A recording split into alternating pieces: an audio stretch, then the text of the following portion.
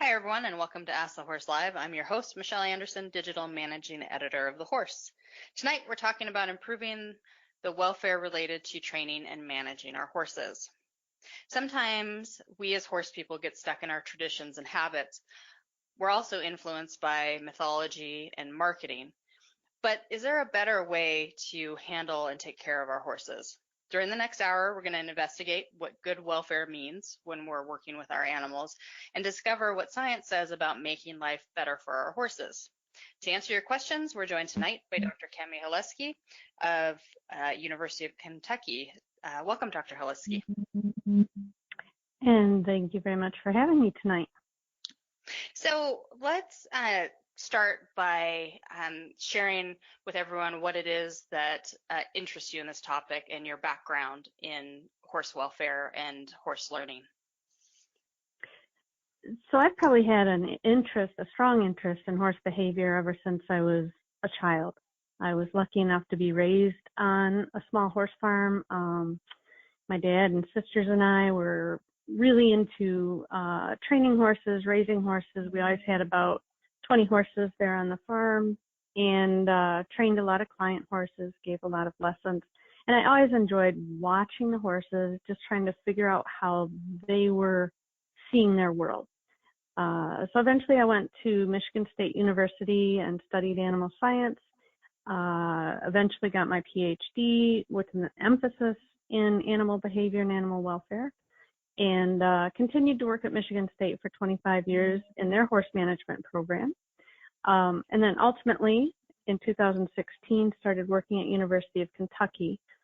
Whenever I've had the chance to do some applied research, I've tried to do that in the area of horse behavior, horse welfare, and also horse-human interaction. I've gotten a little more interested in studying some of the racing industry issues over the last couple of years. The other thing I've been really involved with since about 2005 is the International Society for Equitation Science. So I've been very involved as a council member with them. The last piece I wanted to mention was that I've been super involved with working equids. So I've had a chance to go to a few developing parts of the world, some places in Honduras, some places in Egypt, for example, and try to be involved with equids that are actively helping, their human family. And can you tell us a little bit about your research work as well? So some of the research I've been involved in, and I should mention my main university appointment has always been teaching, but when I can manage to do a little bit of research, it's usually related in some way to learning theory, like perhaps comparing positive reinforcement outcomes to negative reinforcement outcomes, or trying to maybe observe what an animal's response to a vocal cue might be. Again, some of this working equid opportunities have led to welfare assessment types of research articles, and then a little bit of work in terms of combining ethics and science. Well, I'm excited to get to our conversation, but before we get started, I want to give everyone a quick review of the Ask the Horse Live format. We're going to begin with the questions everyone submitted during registration. If you have a question you'd like to ask live or would like clarification on a response, you can enter it in the chat window in front of you if you're listening online. We'll do our best to get to as many of your questions as possible. If you're listening to our archive or podcast and are interested in joining us live during our events, register to receive our announcements at thehorse.com or visit thehorse.com/askthehorselive. So with that, Dr. Heleski, let's go ahead and get started. So I want to set our framework. So can you explain to us the difference between animal rights and animal welfare?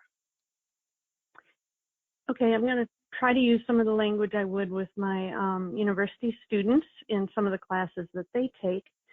And I try to get them thinking very early on in the semester that animal welfare is basically trying to provide that animal with a good state, a good quality of life.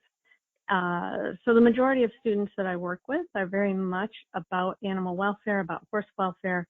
We want to do as many good things and have that animal as comfortable as possible. if I have some students in my class that are more to the animal rights perspective, they're actually looking for that animal to essentially have many of the same moral rights as humans do. And a lot of times the little picture I will give the students is think of a child, a dog, and a rat on a boat. And you're also on the boat. And if they all fall overboard, who do you save first? And the majority of us would save the child first, and then the dog. And depending on how we feel about rats, we do or don't save the rat. Whereas if somebody is really, really all the way to an animal rights perspective, they're more likely to think of saving whichever of those three is having the most trouble swimming. So sometimes I can see the little light bulbs come on sometimes when I give that picture. Yeah, that does make sense. So how does the framework of animal rights and welfare play into training and managing our horses? Well, I think it's super important to be thinking about an animal welfare perspective when we think about properly managing our horses. And, we talk a little bit about 5 freedoms, such as making sure a horse has enough food, enough water, access to shelter, things along that line. We're trying more and more to move to like a 5 domains where we're also thinking about the positive sides of emotion. And not only is the animal not having a suffering life, but are we actually providing them good things? Is it a good quality of life? Is it a life worth living? So you mentioned the 5 domains, and I think that plays into our next question, which is from Donna in Pennsylvania. And she wants to know, is there one key element that is most important in keeping our horses healthy and maintaining their quality of life? So is that an application of the 5 domains? And if so, is there one that's most important? Well, and I think I'm going to take a piece of the 5 domains, but I'm going to kind of simplify it in a way. You can find some really good infographics online about the 5 domains. Australia is a little ahead of us on looking at this, and so a lot of the infographics come out of Australia. But in a more simple way, I have a behaviorist colleague in Canada called Lauren Fraser, and she talks about the 3 F's, and she talks about that as friends, forage, and a freedom to move. So basically, do horses have an opportunity to have social contact with preferably other horses? Do they have frequent opportunities to be foraging or grazing? And do they have a decent amount of space to move around? So Sergio in Spain has a question, and that's, what are some objective measurements of welfare owners and veterinarians can use to ensure the welfare of our horses? So is there an amount of the amount of friends that they have, or the amount of contact they have, or the amount of freedom that they get, that we know that this is what horses need? And maybe you have another interpretation of his question too. And I probably did interpret it just a little differently, and was looking at it a little more from a broader welfare assessment perspective. So what I tend to think of is, all right, what are some animal-based measures that we can be looking at? Like, what is the body condition score of the horses at this facility? In terms of ethogram, as far as what are the numbers of different types of behaviors the horses can engage in at this facility. I might look for overall a lack of lameness. I might look for a good quality of skin and hair. If I'm maybe working with working equids, a lot of times I want to be able to figure out, are they scared of me? If I walk up to a burro that's been pulling a cart all day, does he stand there and let me pet him, or is he constantly moving his head and really scared of me? And then I might also look at resource-based measures, like, do they have access to forage? Do they have access to water? Do they have access to shelter? So, you can go to the literature and find some really, really involved welfare assessment tools, or you can use some of these kind of quicker measures. We have a question from our live audience, and it's from Teresa, and she wants to know if stall time is detrimental to horses mentally and or physically. I'm not like anti all stalling, but certainly I think there are a lot of places and situations where stall time gets used too much in our horses management. I understand some of the reasons we do it. It's a little easier to keep them clean. It's a little easier to keep them not sun faded, but an overabundance of time spent in a stall certainly has some negative impacts on their behavior. We have pretty good evidence from a number of surveys, thousands of horses, that you're more likely to run into a problem with stereotypic behavior like cribbing or weaving if they spend tons of time in a stall. We have some pretty good evidence that their bone density and the connective tissue health may not be good if they're spending lots and lots of time in the stall. Depending on the air quality in the barn, we might have some impact on respiratory health, and even things like frequency of colic or frequency of ulcers. We've also seen those be higher in horses that are way overstalled. So you mentioned stereotypic behaviors. Can you explain the difference between that and a vice and how we frame those behaviors like weaving and cribbing and stall walking in a way I think that's a little bit kinder to the horse than that? I feel like that's one of those traditions or habits that we get into of a vice, and this horse is bad because they weave in their stall. Can you talk about how we frame that in a more positive way? Sure, and certainly we could spend the rest of the time period just talking about stereotypic behaviors. When we use this term stable vice, it's been out in the industry for a long time. We as behaviorists are trying really hard to move away from that because it does tend to imply a blame on the animal. And most of the time, if an animal has started to engage in cribbing or weaving or stall walking, most of our research would indicate they're trying to come up with a coping mechanism. And whether it's from boredom or frustration or a different reason, I don't know if we necessarily know the exact motivator that starts it, because you can have multiple horses in a barn and maybe only one of them starts to crib or maybe only one of them starts to weave. One thing I try really hard to caution people against is you can't just go to a farm, see a cribbing horse, and assume that horse right now has bad welfare. It probably says they've had questionable welfare somewhere along the way. But once they become a cribber or weaver or stall walker, especially cribbers, it's really, really hard to ever completely stop that behavior.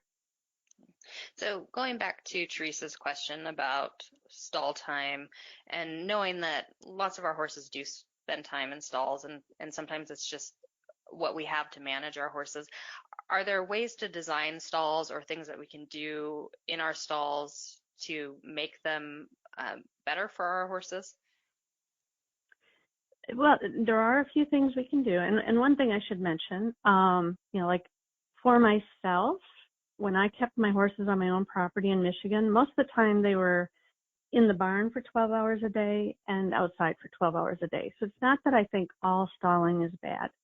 I know Catherine Hout, who is a professor emeritus from Cornell, she thinks that maybe as little as an hour outside time per day might be enough to stop a lot of the bad stuff related to stalls.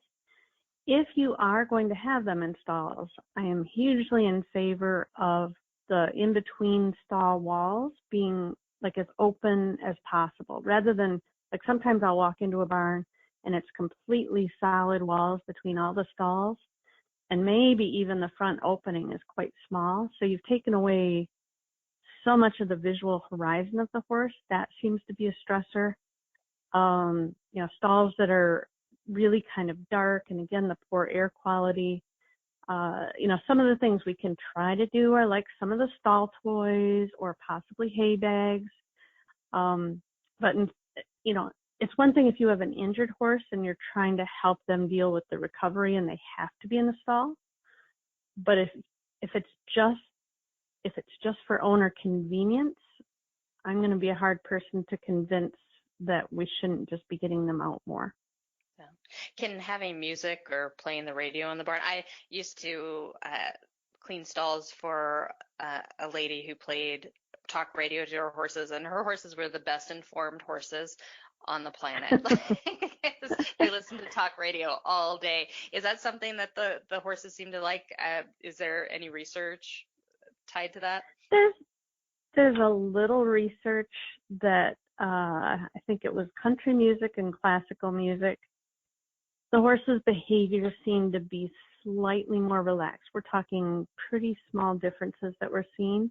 You know, we know in our animal shelters for dogs, for example, that it can make a big difference. But I think with horses, that may not be quite as important to their well-being. Having said that, if my horses are in the stall a lot, I usually do turn on the radio. We have a question from Mary in our live audience, and she wants to know what is the ideal or least amount of space a horse needs to move around for their well-being. That is such a good question and very under-researched. Mm-hmm. A few years back, I was on the welfare code group for Canada. They came up with a very nice code through they just call it their NFAT code, and they do it for different species.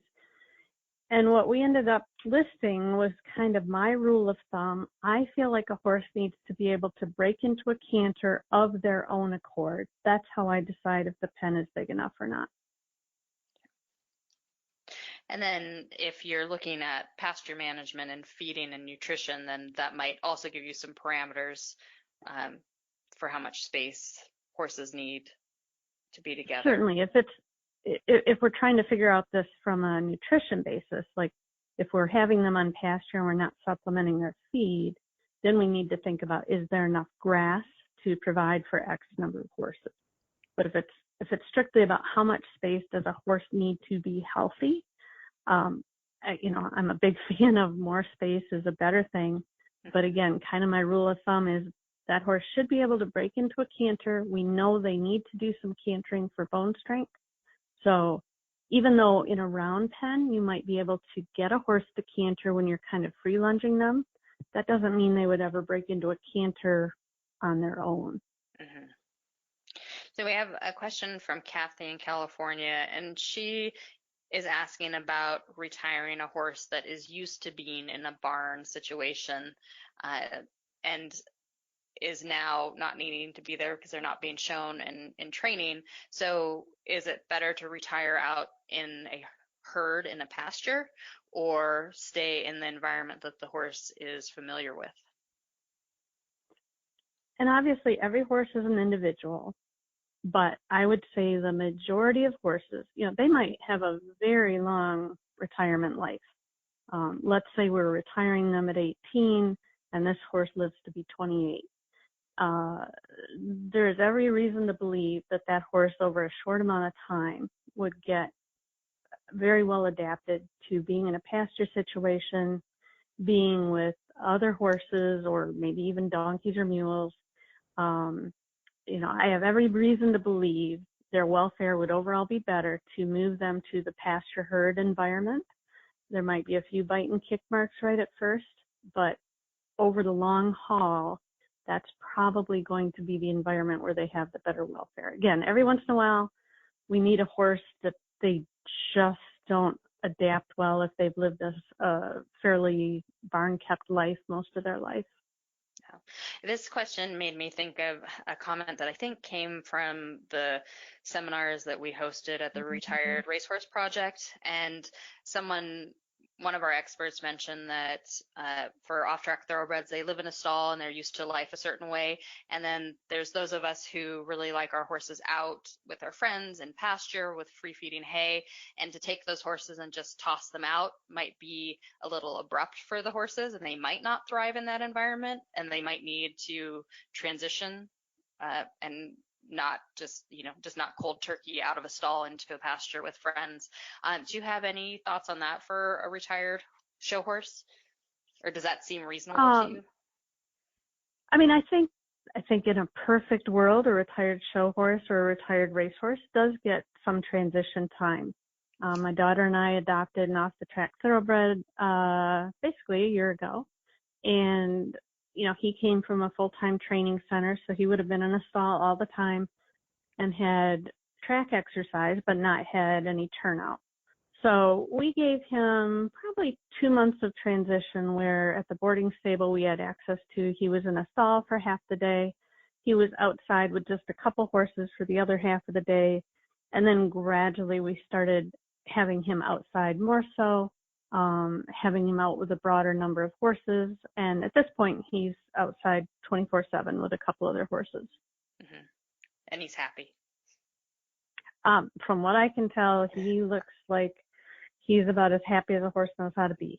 Yeah, I bet. Our next question is from Netson in Arizona. Actually, we have two stallion-related questions that I'll pose together. So Netson in Arizona wants to know, what's your view on the standard practices of housing stallions in isolation? And then we have Victoria in Connecticut who wants to know if stallions can be turned out with other horses if they're well behaved. So I'll try to kind of address both of those. I grew up with the very common tradition that stallions would be housed alone, but also was always at places, either my dad's farm or the Michigan State Farm, where we tried to keep stallions close to other horses. We never kept them in a place on the farm all by themselves. They always, in the barn, they could see other horses. In their pasture or paddock, they could see other horses. And both places totally believed in tons and tons of turnout for stallions. Now, interestingly, there's a group in Switzerland, part of our Equitation Science group, that they have been doing some, what I think is fascinating research, where the stallions that are next to each other in the barn, they're gradually taking out some of the dividing poles in the wall. And the horses gradually start doing some mutual grooming and kind of do some little play fighting back and forth. And now they've actually turned a bunch of these stallions out together in a big pasture. And this has been going on for probably over 2 years. And these stallions are doing great. Now, it's still something that I'm not totally conceptually used to. But, the question from Connecticut, I know there are people out there that turn stallions out, for example, like with older geldings. And it can work. I'm a little afraid to say, yeah, absolutely, go do it, because there's still a chance for injury. And so it needs people really, really comfortable watching horse behavior and making those judgments. Yeah, and we have an article coming out on thehorse.com. I believe it'll be up next week about stallion housing, that if Netson and Victoria are listening, keep an eye out for that, because it had some pretty interesting information about that same research that you're mentioning that I thought was really interesting for those of us who aren't around stallions a lot. But our next question is from Pamela in Oregon, and she wants to know, how can you tell the difference between pain behaviors and just unwanted behaviors? And I mean, sometimes I feel like it's fairly obvious. You look at the horse, you watch their facial expressions, you watch their body language, and, you might be able to tell right away, this is not this horse's normal behavior. I'm really concerned about whether this horse is in pain. Other times it's super tricky, and I feel like some of the most clever detective work we ever have to do as horse people is figuring stuff like this out. Sometimes it's hard to tell, do they think that saddle doesn't fit perfectly? And, we can spend a lot of time and money trying to get the saddle to fit perfectly. I think it depends a lot on how much time we're going to be riding and so forth. If I'm not quite sure, if a horse is, well, I'll use my daughter's horse as an example.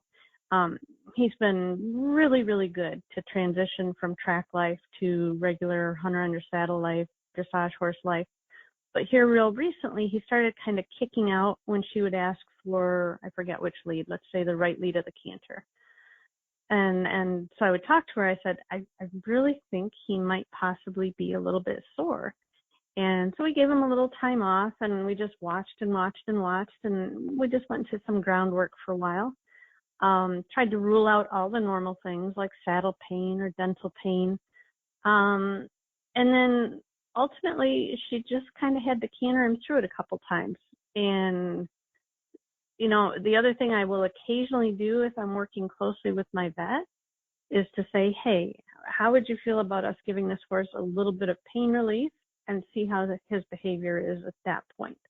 So sometimes that can help you rule things out. If you've had a horse, let's say, doing a little cow kick when you ask for the canter, and you give them some pain relief and now they don't do it, that's a starting point on your detective path.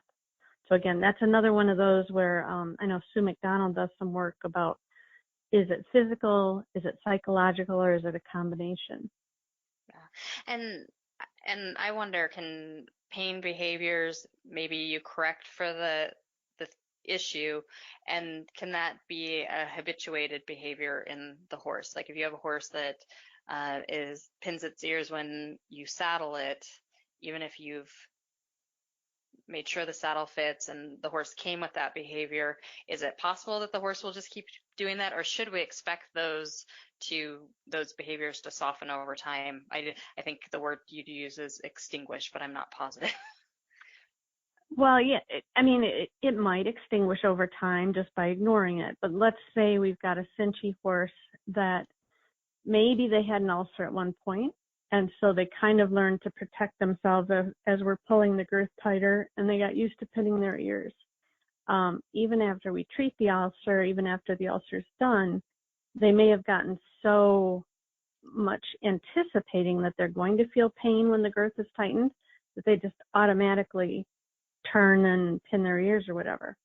So then you may have to go through some fairly rigorous counter conditioning, potentially having somebody give the horse a treat every time they don't make a pin the ears kind of expression. But you want to make sure that the pain is gone before you start trying to retrain things. Okay.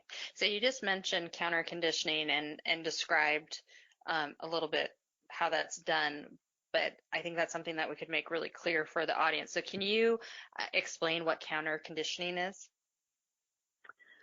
So if I use a different example, again, my poor daughter's going to get used a bunch here tonight. She had one of our older horses that she wanted to take to a parade and carry a flag. And as we took the flag over to the horse to see how he was going to respond, it was obvious he was terrified of the flag. So we started embarking on some counter conditioning where basically I would walk to the horse until his ears were really up, his eyes were very forward and focused. I could tell he was like right on the threshold of what he could tolerate. And that was not when I gave him a reward. He got his reward when he relaxed and kind of dropped his head and his ears looked relaxed and his eyes got relaxed. Then he got a little treat. And then we'd kind of walk around. I'd go a little bit closer. Again, just to the threshold of where he was showing a fearful face. And then once he relaxed, he got some treats. And pretty soon she could ride him while I was carrying the flag next to her.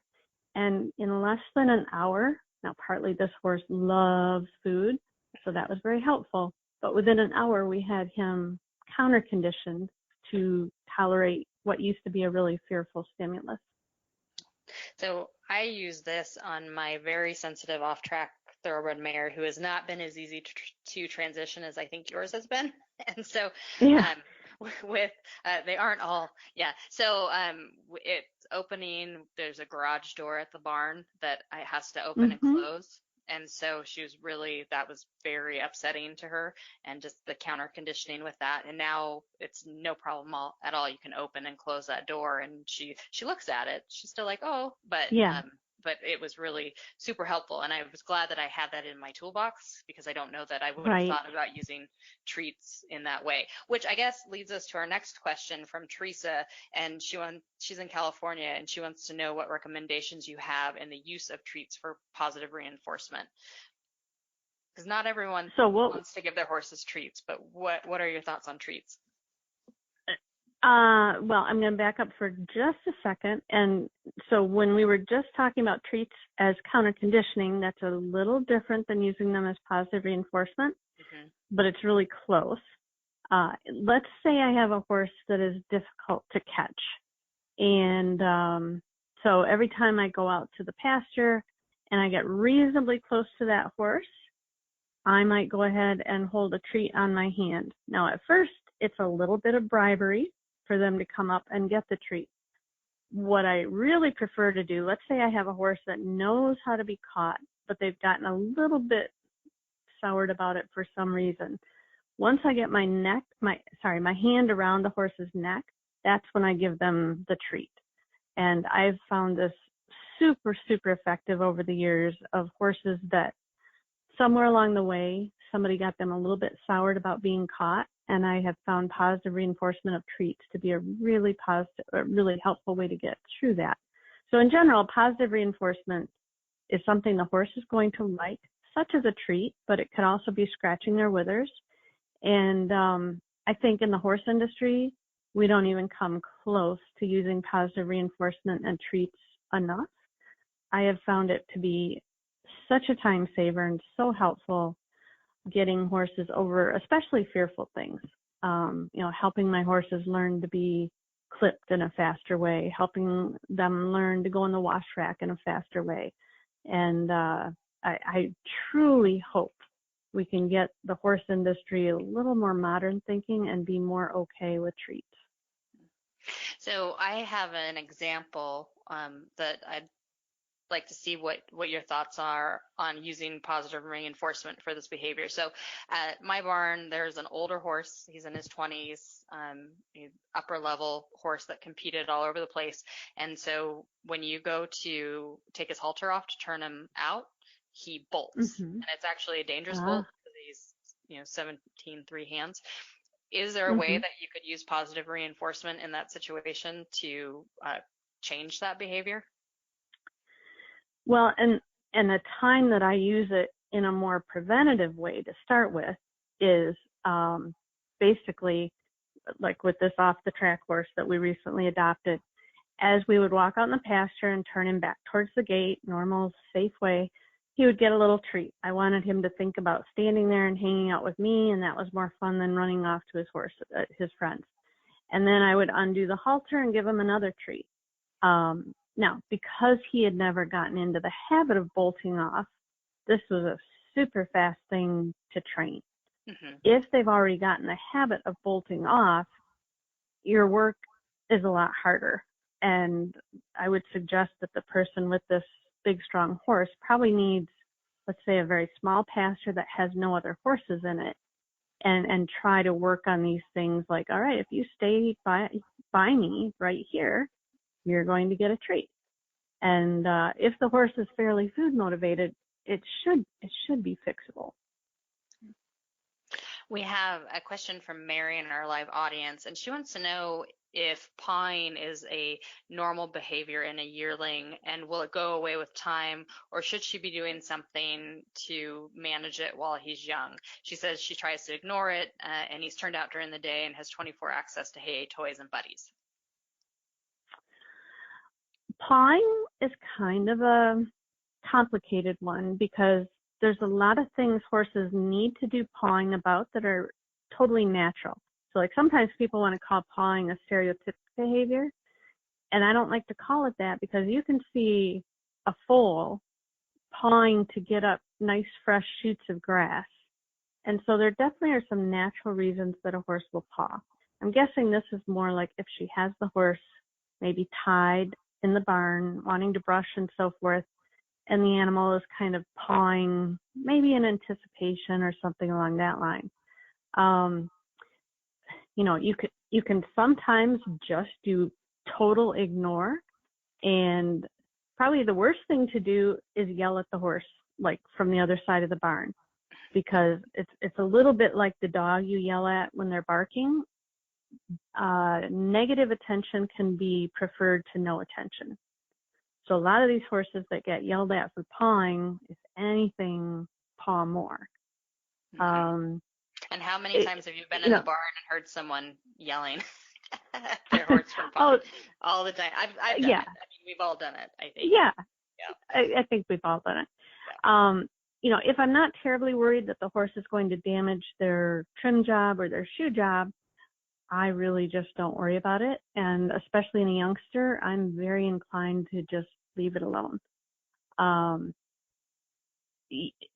There are little like paw bracelets you can put on horses where basically it's just enough to kind of agitate the horse and be a little uncomfortable when they paw. I have no idea how effective they are. I've never tried using them. Most of the horses I've ever dealt with that pawed very much, it took a while, but that would be one of those examples of it extinguished itself after it was ignored for long enough. Is that a behavior that you could use positive reinforcement to encourage the horse to stand quietly with all 4 feet on the ground?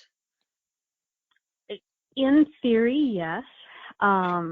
Having tried to fix it with nothing but positive reinforcement, I have found it very challenging. Like if horses are really, really ingrained at pawing when they're tied in the barn, the idea is, all right, if you stand still for 15 seconds, I'll give you a treat. If you stand still for 30 seconds, I'll give you a treat.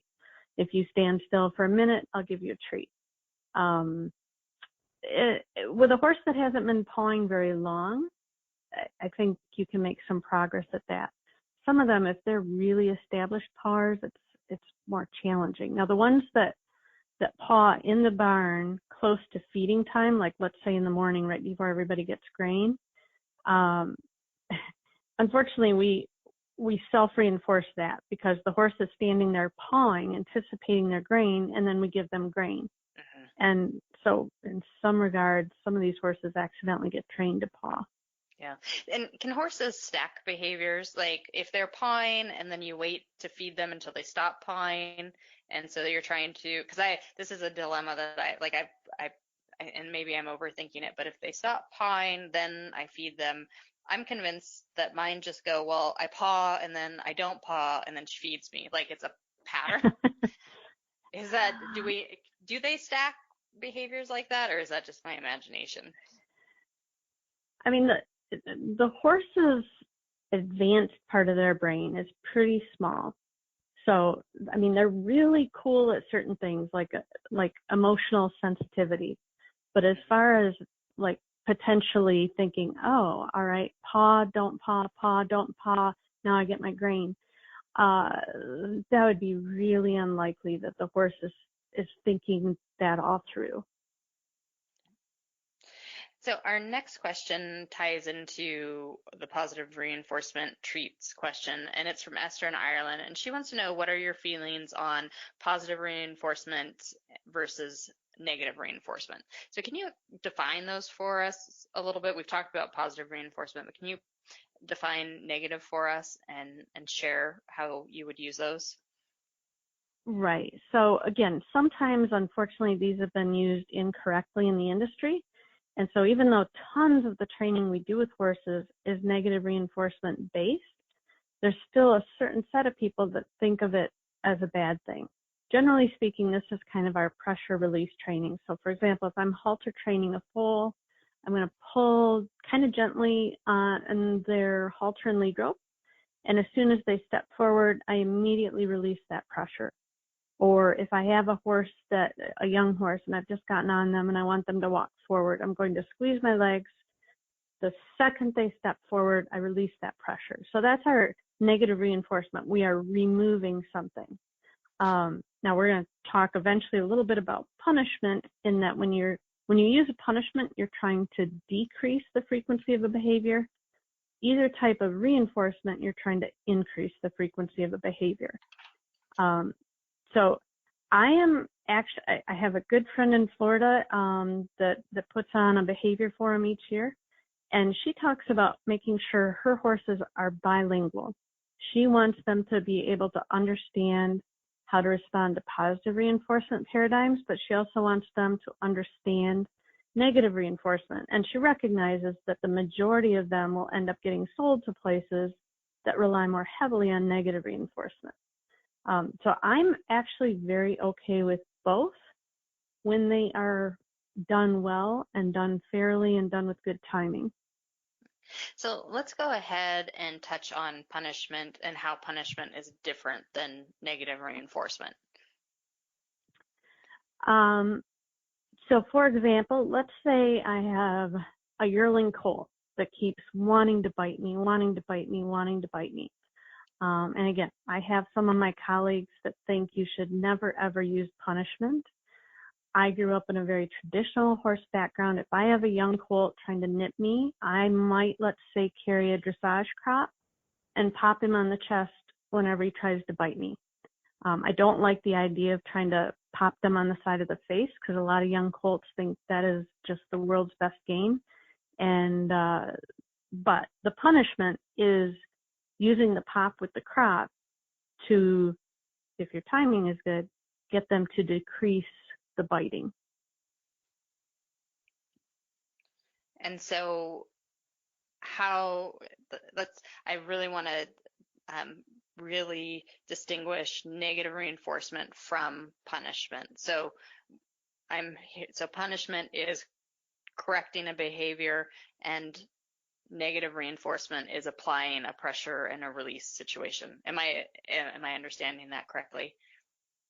Right. And one thing I'm not going into, because I think it's going to take us too far down a rabbit hole, is trying to explain the difference between positive punishment and negative punishment.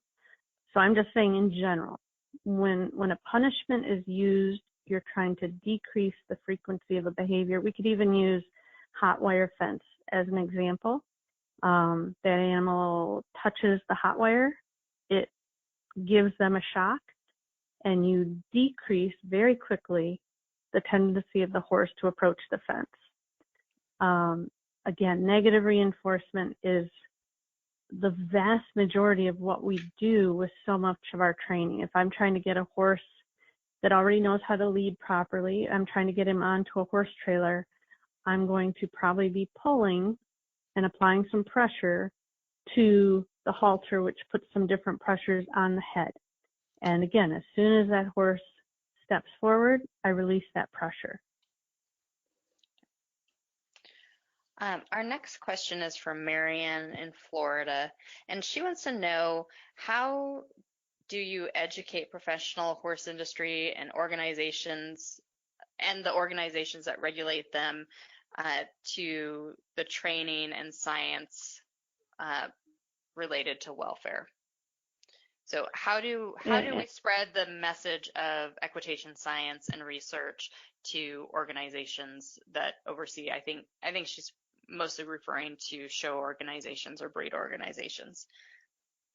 Well, and I wonder if this is a Marianne in Florida that I've spoken with recently, because we had a very similar conversation to this. And this is a challenge that I have wondered about for a very long time.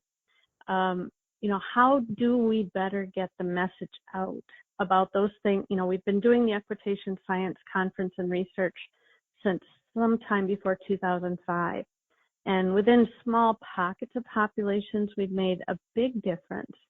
But then there's vast quantities of people in really high levels of showing or racing or polo or whatever that have never even heard of equitation science or never even heard of applying learning theory.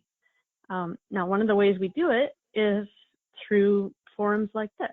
And my husband asked me a little bit ago, he's like, and why exactly are you doing this tonight? And I said, well, it's because I believe in it and I'm passionate about it. And, if two more people understand some of these concepts than they did before the start of tonight, then it was totally worth it.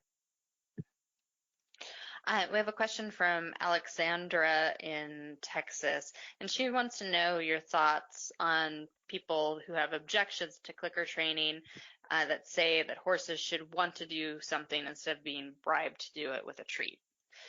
Can you touch a little bit on what clicker training is and then how that might be applied with our horses?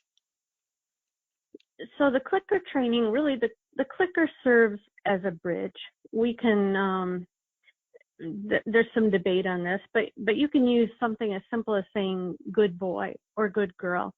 And so, like, I'm trying to think of a really good example. Let's say that I'm working with a dog, and like right now I'm trying to teach my puppy to sit and lay down. I can first teach him that every time I click, he gets a treat. And so for a few days, all we do is click, get a treat, click, get a treat, click, get a treat. Eventually, they start to realize, oh, click means yes, and somewhere in the next few moments, I'm going to get a treat. So there are a lot of different ways to apply this. You can go online and look at Shauna Karash's work, and she does amazing work with clicker training. And her training was with marine mammals originally. Whether I use clicker training per se, or I use my own bridge of good boy, good girl, it's not unlike what I was saying before with the positive reinforcement. We do not use treat-based training as much as we should in the horse industry. I firmly believe that. I do not consider it to be bribing. A few years back, one of the studies we did was getting horses who had never crossed a tarp before taught to cross a tarp. And we compared horses where we did just negative reinforcement, the pressure and release, and we compared them to horses that we also gave them a treat every time they stepped forward. And there were people, as that study turned out, both groups took about the same amount of time to cross the tarp. But what was really cool is a year and a half later, we retested them, and all the horses that had originally learned the task with treats were much faster at doing it the year and a half later, and we didn't use any treats the second time around. Huh. So it was, and I know there are people out there that do almost nothing but positive reinforcement, that say basically there's different pathways in the brain that are firing when you're using a lot of positive reinforcement. And so your horse may retain things that they learned, let's say through clicker training, for longer or more easily. And they may have more, they may actually kind of be more excited about doing the work.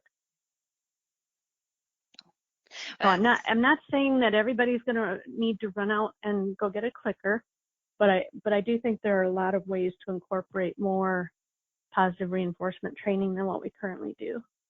So I had done a puppy class that used a clicker with my healer, probably 7 years ago, and we did a lot of clicking to sit and to lie down, and all the basic puppy behaviors that you want them to do. And then it just kind of, I don't know, it was something else, another thing to have to do, so I put away the clicker.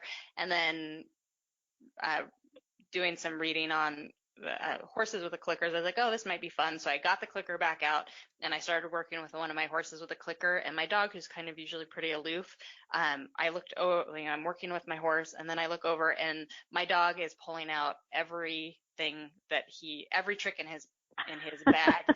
He's like, you have the clicker out, something's going on here. And it cracked me up. And then I found with that mare, when I came back to the clicker again, she knew. She was like, oh, this is what we're doing right now. Right. The clicker's out. So anyway, I just thought it was a fun little anecdote. But my dog, he was like sitting down, laying down, crawl, like, I'm like, what? He's like, what is the thing you want? So anyway, it's interesting, and it's so different from how most of us work with our horses. It's fun to play with. Yeah. I would definitely encourage people to try it out. Well, especially like if you have a horse that maybe can't be ridden for a while, but they can have groundwork, it's something nice to kind of pass the time. We have a question from Judy in Queensland, Australia, and she wants to know, how can you gain trust in an anxious horse? And this is one that's kind of near and dear to my heart. Some of my very favorite horses, I refer to them as fragile-minded horses. My all-time favorite horse ever was a very, very anxious, tense, emotionally sensitive horse. One thing I loved about that is it forced me to kind of almost be in a Zen mentality whenever I worked with her. And it took a fair bit of time to gain trust in that anxious horse. There was a lot of time just spent watching the horse eat grass and just being near that horse and, hand feeding the horse, tons and tons of petting and wither scratching, almost never a harsh word or anything that would kind of take some of that trust away again. And then the thing I've found about those type of horses, for the most part, is once you can establish that trust, man, sometimes they're the horses that would walk through a wall of fire for you. Mm-hmm. So it's extremely time consuming, but I almost never think it's impossible.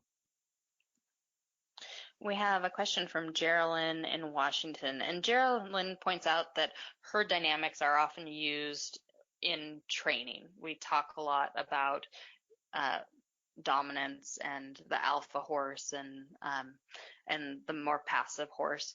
So she also says that her dynamics can be dangerous among the horses together. They're kicking each other, they're biting each other. She wants to know if horses can be confused if humans are working in that same hierarchy paradigm. Okay, this is all right. Now that I hear more of the question, I misunderstood it a little bit when I first looked at it.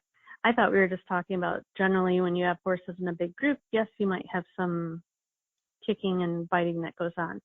I do think there's a danger in, like certain types of training over the last few decades have talked a lot about either being the leader, showing them who's boss, being the alpha. And I think there is some danger in that. And one of our trustees to Equitation Science, Jan Ladvig out of Denmark, put together a really nice position statement, and it's on the Equitation Science website. And it talks a lot about why it might be risky to think that the horse automatically wants to be looking at us as a leader or the alpha. And the more they study horses in the wild and in feral situations, they're even seeing that, this idea that there's a top, a second, a third, a fourth, a fifth, that's not quite how it is. There might be one horse that's sort of more dominant when it comes to getting food. There might be a different horse when it comes to gaining access to a shelter. And so certainly we have to operate around horses in a way that keeps us safe. And the horse needs consistency in the types of cues we give them. But I think it can be problematic to say we must show them who's boss. We have a question from Mark in Ontario, Canada, and Mark wants to know about harsh bits versus bitless bridles, spurs, crops, martingales of any kind. What does your horse prefer? Do we know? Well, I'll just take bit versus bitless bridle. And I'm going to take the harsh piece off. I'm just going to go with a bit versus a bitless bridle. And so I decided I was going to try some of these on several of my horses and several of our university horses. And again, horses are individuals, and we don't always know what background their training involved. I had, like, out of each set of 4 horses, I had one horse in each group of 4 that did not like the bitless bridle at all. It puts pressures on different parts of the face. And to those 2 particular horses, they did not cope well at all. Whereas a couple of them actually seemed to be a little better. They weren't showing some of their head tossing behaviors, let's say. And then a couple of them, it just seemed like, it didn't really matter between a bitted bridle or a bitless. A little bit of a political piece on that in terms of like some of the show committees and so forth. I'm not positive why we're resisting the idea of having classes for bitless bridles. If we're talking, let's say, about a dressage show, I don't myself understand why we couldn't have bitted horses and bitless horses competing in the same classes. I know I've talked to a couple other people that they're like, all right, fine with the bitless, but let's have separate classes for them. Mm-hmm. In terms of some of the other items mentioned, there's a lot of this and you and I spoke about this earlier, it has so much to do with how the person that's using them is applying them, and do they understand why they're using them? Do they use the absolute most subtle cue that's possible? And do they have a good enough understanding of learning theory? You know, as I look through Facebook pages, there's so many people, it seems like, that if they're having trouble setting the horse's head, let's say, they just want to keep going to a harsher bit and a harsher bit and a harsher bit, which is 99% of the time not the answer. And in terms of, you know, like using a bigger spur and a bigger spur, we shouldn't have to use something that has the potential to draw blood. You know, so I've had times where I thought a martingale was helpful in a certain situation. I've had times where I thought a crop was helpful in a certain situation. We have a question from Steph in our live audience, and she wants to know, how do you tell the difference between learned helplessness and calm acceptance in your horse? That's like a trick question. Do you want to explain what learned helplessness is? Because I think this is a really important piece for horse people to understand. So if we're really truly talking about learned helplessness, and I should mention, we probably don't know 100% if horses have learned helplessness, although I highly, highly suspect they do. But some of the studies in the 60s that were done with cats and dogs would, for example, have them in these cages, and some of the animals would get foot shocks. Not real strong, but significant.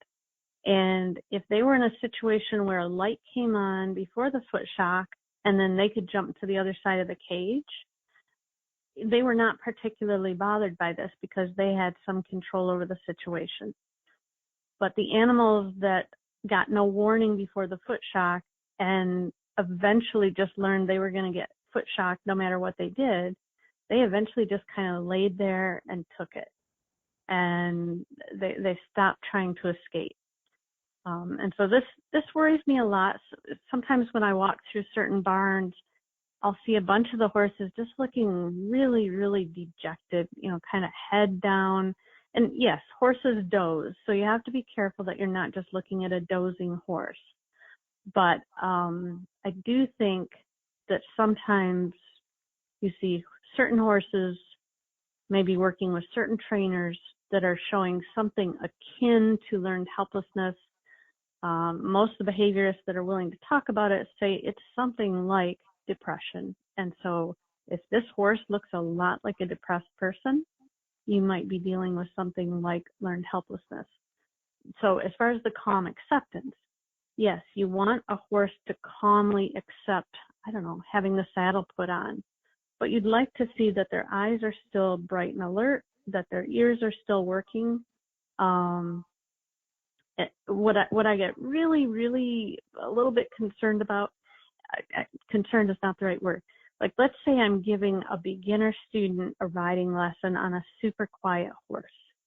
That horse is kind of semi-turned off during the riding lesson, but I want to know as soon as I let that horse back out in pasture, they act totally like a normal horse with normal expressions. And every now and then I've seen horses that they're turned off during their riding session, but then they're still turned off when they go back to the stall or back to their paddock. That's when I get worried. So I saved the big question for last, and this is another one of those rabbit hole kind of questions.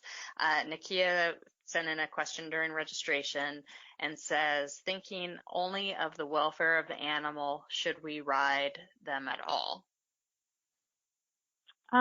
Which is another intriguing question. It's oftentimes one that I give my students on their final exam, just to make them think of it from an ethical framework standpoint. I certainly have no problem with us riding horses. I think when we ride the horse, when we utilize the horse in whatever manner, it could be using groundwork to help in a therapy session. Any of those things where the horse is in some way helping humans, I think we have that much bigger of a responsibility to make sure the welfare of the horse is as good as possible. So I don't think we necessarily have time to do a half-hour discussion on it, but my personal feeling is I am A-okay with riding horses as long as we do it as well as we possibly can. Okay. Well, I think we'll end on that one since we're out of time.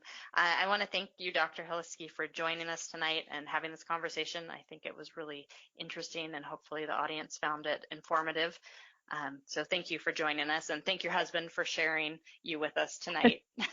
All right, thank you so much for having me, and I appreciate this opportunity. For everyone who's listening live, please join us next month. We're going to be talking about horse health heart for February. Until then, from all of us at the Horse, have a great night.